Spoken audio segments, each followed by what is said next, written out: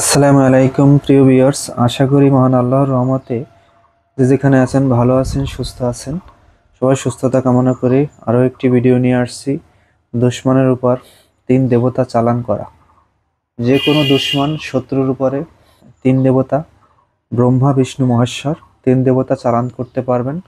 এই 3 দেবতা চালান করলে ওই শত্রুর অবস্থান কি হতে পারে তা আপনি নিজেই বুঝতে পারবেন। তবে সবার কাছে অনুরোধ থাকবে, ভিডিওটা শুরু থেকে শেষ পর্যন্ত আমার সঙ্গেই থাকবেন, কথাগুলো শুনবেন। নিয়ম: একটা মন্ত্র, একটা নকশা দিয়ে, একটা মন্ত্র দিয়ে 5 প্রকারের কাজ করা যায়। তাই সবাই শুনবেন, অবশ্যই আপনাদের কোনো না কোনো সময় কাজে আসবে। আর যদি ভালো লাগে চ্যানেলটি সাবস্ক্রাইব, লাইক, কমেন্ট করবেন। তাই আজকে টপিক হলো দুশ্মনের উপরে 3 দেবতা চালান করা। তবে এটা পরীক্ষা করার মূলক কোনো মানুষের উপরে, অনার্থক কোনো মানুষের উপরে চালানো যাবে না। তাহলে কিন্তু আপনি ক্ষতিগ্রস্ত হবেন, আপনি বিপদগ্রস্ত হবেন। আপনি যদি অনার্থক কোনো মানুষের উপরে বিপদগ্রস্ত করেন, আল্লাহ তাআলা কিন্তু আপনার উপরে বিপদগ্রস্ত না করবেন। মনে রাখবেন, যদি কোনো শত্রু আপনার চরম পর্যায়ে না পৌঁছে যায়, তার উপরে কিন্তু এই প্রয়োগ করা যাবে না। অবশ্যই অনুমতি নিয়ে তারপরে করবেন। আর কোনো অনার্থক কোনো মানুষের উপরে চালান করবেন না। তবে বর্তমানে এখন কলিযুগ, এখন কোনো মানুষ এদিক সেদিক হলেই তার উপরে বান, জাদুটোনা বিভিন্ন রকমের করে থাকে। এমনকি এখন দেখছি, চ্যানেলে দেখতেছি, মানুষের উপরে কি রকম জুলুম করতেছে। আপনারা দেখবেন, আপনার সাথে আমার সাথে দ্বন্দ্ব থাকতে পারে, কিন্তু গাছ, বোবাধন গাছ কাইটে ফেলাইতেছে, ঘরে আগুন দিতেছে, মারতেছে। এরকমের জালিম শত্রুর উপরে শিক্ষা দেওয়ার জন্য এটা করবেন। তাই সবার কাছে একটাই অনুরোধ থাকবে, জালিম শত্রু, জালিম অত্যাচারী ছাড়া এটা করতে যাবেন না। কারণ জালিম শত্রু বা অত্যাচার ছাড়া এটা করলে ওই দেবতা বা ওই জিনিসই আপনার উপরে কিন্তু আক্রমণ করতে বাধ্য হবে। নিয়মটা ভালো করে শুনেন। অষ্টতিতা কালী। অষ্টতিতা কালী বাংলাদেশের চট্টগ্রাম বক্সিরহাটে প্রীতম সাহার দোকানে অষ্টতিতা কালী পাবেন। যদি কেউ অষ্টতিতা কালী সংগ্রহ করতে মনে চায় বা দরকার হয়, আমার হোয়াটসঅ্যাপ নাম্বারে বলবেন, আমি ঠিকানা অ্যাড্রেস দিয়ে দেবো, ফোন নাম্বার দিয়ে দেবো, সেখান থেকে অষ্টতিতা কালী সংগ্রহ করবেন।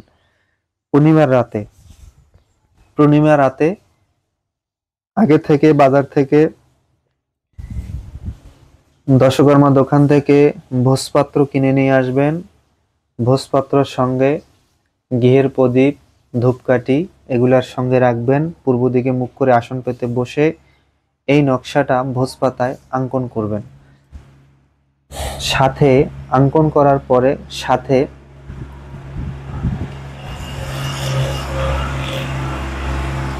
মানিকুল শিকড় দিবেন, ধুতরার শিকড় দিবেন, পিপল গাছের শিকড় দিবেন।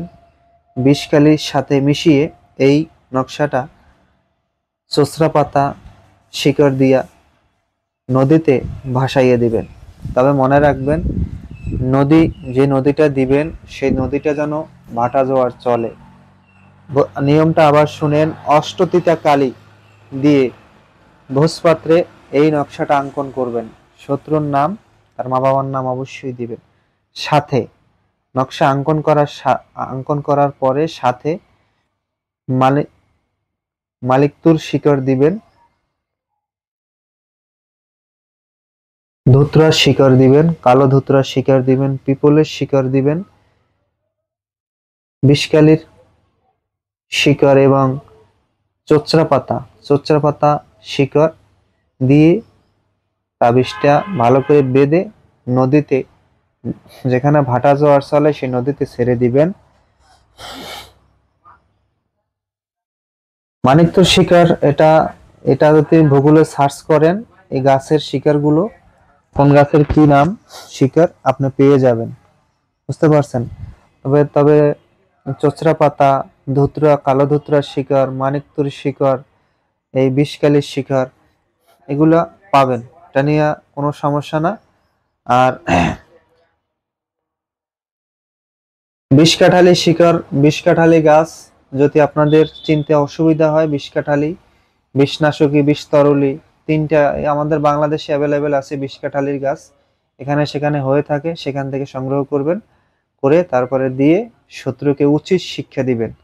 শত্রুকে উচিত শিক্ষা দিবেন। তারপরে নিয়মটা যদি বুঝতে কষ্ট হয় অবশ্যই কমেন্ট করবেন। ভালো থাকবেন, সুস্থ থাকবেন। আসসালামু আলাইকুম।